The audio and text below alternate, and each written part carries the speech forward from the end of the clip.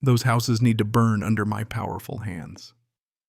That's what Karen screamed into the night, her voice echoing through the trees as flames exploded out of my wooden cabin, crackling so loud it sounded like the end of the world. She was laughing, yeah, laughing like a lunatic, eyes wild and glassy, while her little army formed a human barricade right in front of the fire trucks, blocking the only road and sirens blaring in the distance, the whole neighborhood frozen and gaping as the HOA queen set my home ablaze, acting like she'd finally won. But here's what nobody knew. Before those flames ever hit the sky, I'd already signed a document that would flip this game on its head. Where are you watching from? Buckle up, this ride is just getting started. Let me back up a second before we get to the 3 a.m. explosion that nearly knocked me out of bed. You got to understand what that document at 1 a.m. really meant. See, after 15 years as an architect, you stop just hoping for the best. You plan for war, for disaster, for every what if that could take you out at the knees. So when Marjorie Flint, our shiny new HOA president, decided to make war on my family's 80-year-old cabin, she didn't realize I was already 3 moves ahead. That document wasn't just paperwork. It was my secret checkmate while she thought she was playing chess and I was playing checkers. The explosion wasn't natural, wasn't an accident, and sure as heck wasn't electrical. It sounded like a thunderclap straight from the devil's hands, and then right on cue the crack and splinter of ancient wood caving into the heat. I watched from my bedroom window as orange flames exploded from the porch right where my filing cabinet was. Within seconds, that fire hit 200-degree so hot it could have melted steel, and my cabin, hand-built by my granddad in 1943, went up like a bonfire at a college homecoming.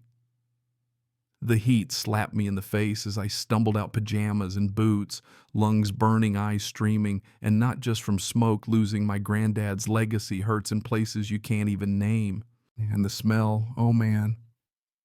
Nothing prepares you for that stench, burning, electronics, plastic pine tar, a kind of bitter, toxic bite that tells you this was no accident. This was professional, deliberate, meant to erase every trace of my family, every memory, every legal document in that cabinet. I caught a glimpse of Marjorie Flint herself standing where a good neighbor would have been helping, grinning like she'd just won the lottery. When she saw me, she started cackling, throwing her head back like a villain in some bad movie. Grant, consider this my victory. Everything you have is nothing but ashes. Now I swear to you, in that moment, I realized the difference between neighborly concern and naked malice. The fire trucks made it in under 8 minutes, should have been fast enough, but 4 pickup trucks suddenly rolled up, all HOA board members and their cronies blocking the only entrance.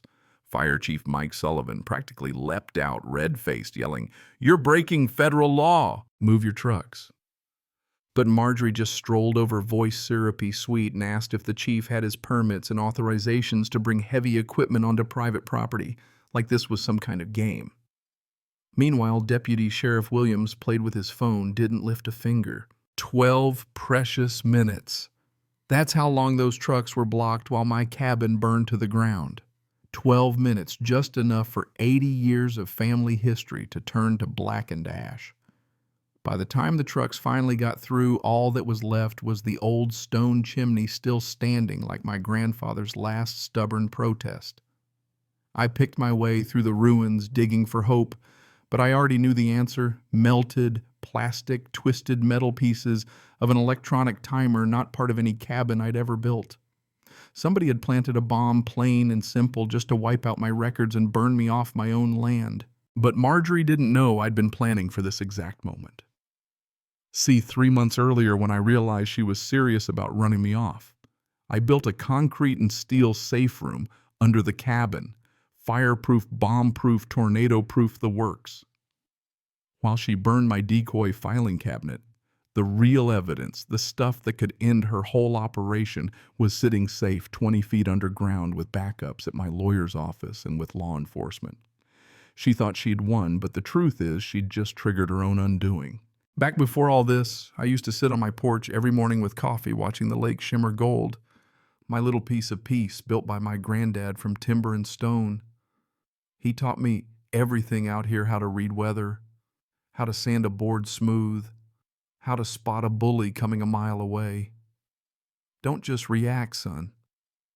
Think 3 steps ahead. Make sure justice gets served. I still hear that in my bones.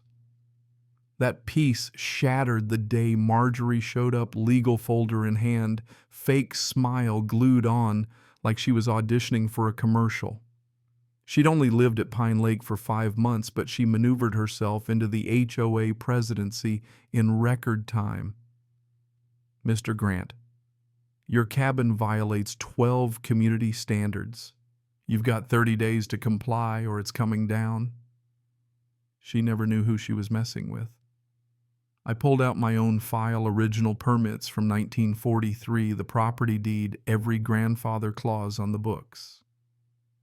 Mrs. Flint, this cabin is protected by law. Every repair has been permitted. Try me. Her smile never slipped, but her eyes went cold. Paper doesn't matter when the community decides it's time for change. Over the next week, she hit me with daily $500 fines for parking, never an issue before. Then she shut off my power and water, blaming emergency maintenance that, surprise, only affected my house. She whipped the community into a frenzy, promising big development money if only my eyesore cabin disappeared. Her PowerPoints promised 40% jumps in property value. Suddenly, neighbors looked at me like I was standing between them and a lottery ticket. She never used my name, but everyone knew who the holdout was. When none of that worked, Marjorie escalated to threats, official HOA letters demanding immediate demolition within 72 hours. That's when I called in help: Elena Foster, a property rights lawyer with a steel backbone. Elena filed cease and desist, started digging, and what she found chilled me. Marjorie wasn't just president. She'd bought up controlling interest in 65% of the HOA votes through shell companies, basically a dictator. And it went deeper. Blackwood Development, a big-time resort builder, was sniffing around county zoning. This wasn't about one cabin. Someone wanted the whole lake. I called in an old friend, Detective Ray Morrison, now state police white-collar crime expert.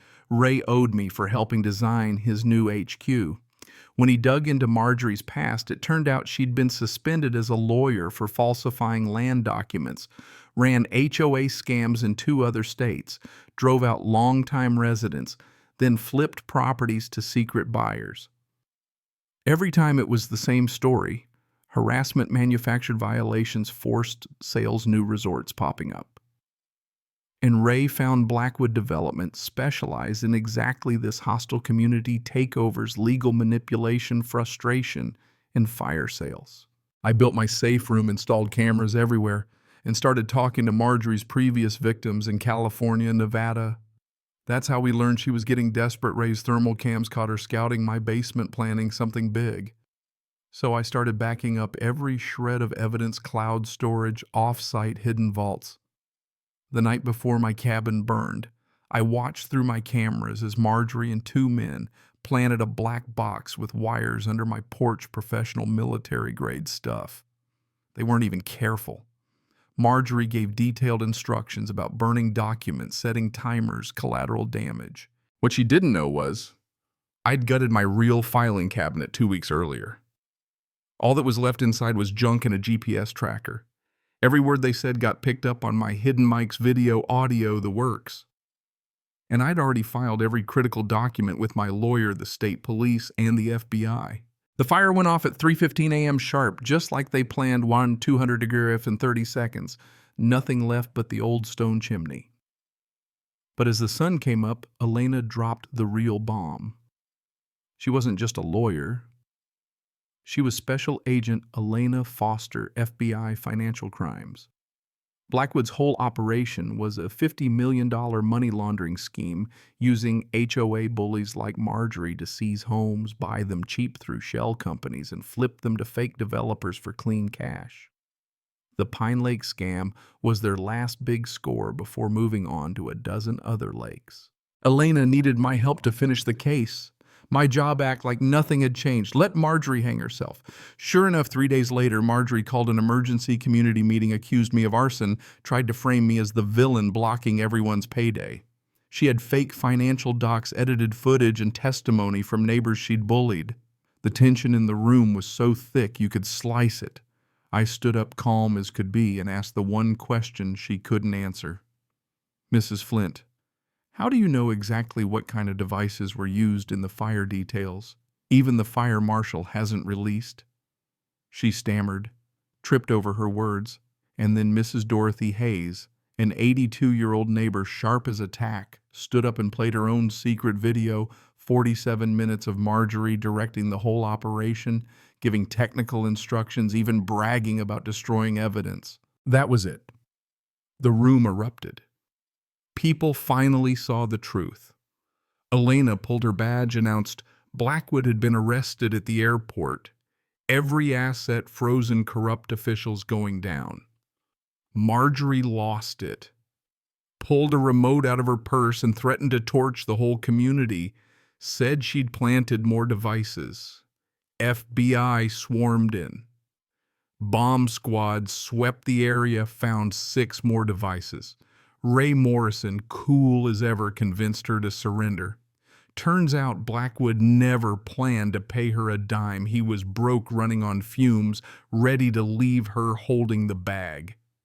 Marjorie broke down, confessed everything, and flipped as a federal witness. She got prison but helped take down a dozen more crooks across the country. The real victory: 23 families kept their homes, got compensation, elected a real HOA board.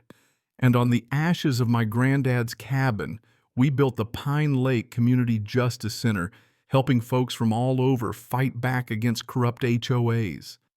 Elena, who stuck around after the case, became more than a partner. She became part of the family. We've stopped 3 more scams since then, and every year I stand on that old foundation and remember what my granddad said. When you face bullies, you fight for everyone who can't fight back, and you make sure justice leaves something better behind. So, have you ever felt powerless against corrupt authorities who think they can just roll right over you? What would you do if your HOA tried to steal your home?